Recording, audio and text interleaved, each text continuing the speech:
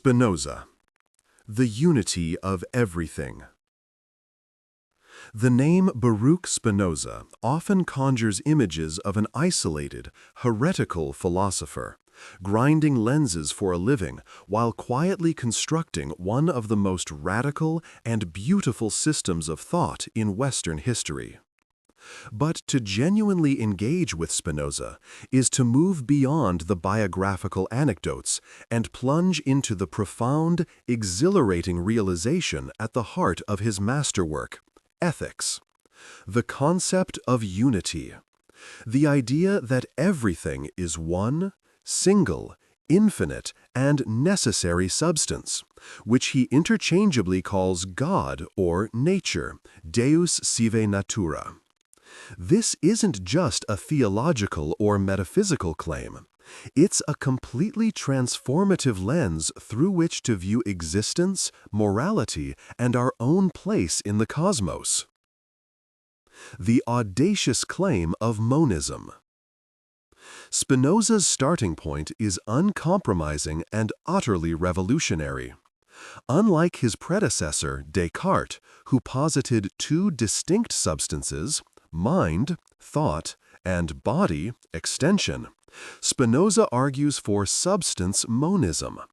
He defines substance as that which is in itself and is conceived through itself. In other words, that conception of which does not require the conception of another thing from which it must be formed. This definition, when rigorously followed, leads inexorably to the conclusion that there can only be one such substance. If there were two, they would have to limit each other, meaning the conception of one would require the conception of the other as a boundary, violating the initial definition. Therefore, the single, self-sufficient substance must be infinite. This infinite substance is God or nature. It is not a transcendent, personal, or judgmental deity who sits outside the universe and occasionally intervenes. Rather, God is the universe, in the most literal, immanent sense. This identity is the core of Spinoza's beautiful, if initially startling, philosophy. When he says Deus sive natura, God or nature, he's not offering a choice. He's proclaiming a single, identical reality. Attributes and modes, the world we experience. If everything is one substance, how do we account for the stunning diversity of the world, the stars, the trees, human thoughts, and emotions? Spinoza handles this through his concepts of attributes and modes. Attributes. These are the essential, infinite characteristics of substance as perceived by the intellect. While Spinoza asserts that the single substance has an infinite number of attributes, we, as finite beings, are only aware of two: thought, the realm of ideas, minds, and consciousness, and extension, the realm of physical matter, bodies, and space. Crucially, the attribute of thought and the attribute of extension are parallel. The order and connection of ideas is the same as the order and connection of things. Your body is a mode of extension, and your mind is the idea of that body, a mode of thought. There is no mind-body interaction problem because there is no fundamental separation. They are just two different languages describing the same reality. Modes. These are the affections, modifications, or temporary variations of the substance's attributes. They are the finite things we perceive: individual human minds, a specific planet, a particular thought, or this very article. A mode exists in the substance and is conceived through the substance. An individual person, therefore, is not a substance in their own right. They are a mode, a highly complex, ephemeral part of the infinite unified whole. We are waves on the ocean of God or nature. Freedom and the denial of purpose, teleology. One of the most unsettling yet liberating consequences of Spinoza's radical monism is his view on causality and freedom. Since God nature is infinite and necessary, everything that happens follows with the same inexorable necessity as the truths of geometry. There is no contingency. Necessity. Everything in nature is determined by a chain of prior causes stretching back to the infinite substance itself. This means human free will, as conventionally understood, the ability to choose outside the causal chain, is an illusion. People believe they are free only because they are conscious of their actions but ignorant of the causes that determine those actions. Against teleology.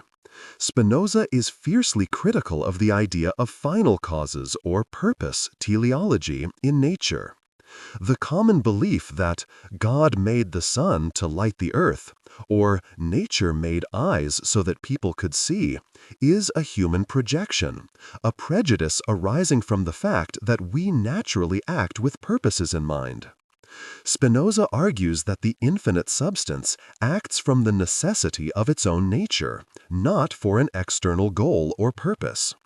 The world is perfect not because it was designed to be, but because it must be exactly as it is.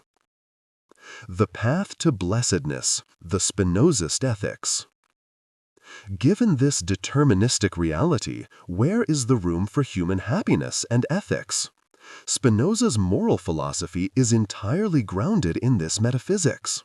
The goal of human life is to achieve blessedness, or beatitudo, or true freedom, which is not the freedom to choose, but the freedom that comes from understanding necessity. 1. The conatus. Every finite thing, including a human being, strives to persevere in its own being. This effort Spinoza calls conatus. This drive is our essence and is the foundation of all our emotions, affects. 2. Passions versus actions. Our emotions are divided into passions, which are passive states where we are acted upon by external causes, like fear or hate, and actions, which are active states where we act from an adequate understanding of our nature, like intellectual love. Ignorance of the true cause of our emotions makes us a slave to our passions. 3. The intellectual love of God, amor Dei intellectualis. True freedom and blessedness are achieved when we transition from being modes tossed about by external causes to actively understanding ourselves and our place within the necessary infinite order of God nature.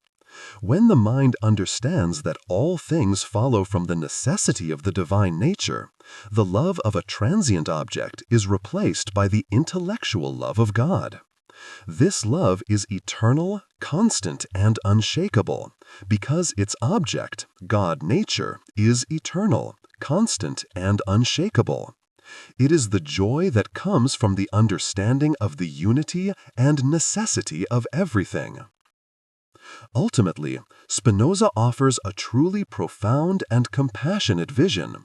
By dissolving the traditional separation between God and the world, mind and body, and the individual and the cosmos, he presents a unified reality where true wisdom lies in recognizing ourselves not as alienated, free-floating souls, but as necessary, eternal parts of the infinitely beautiful whole.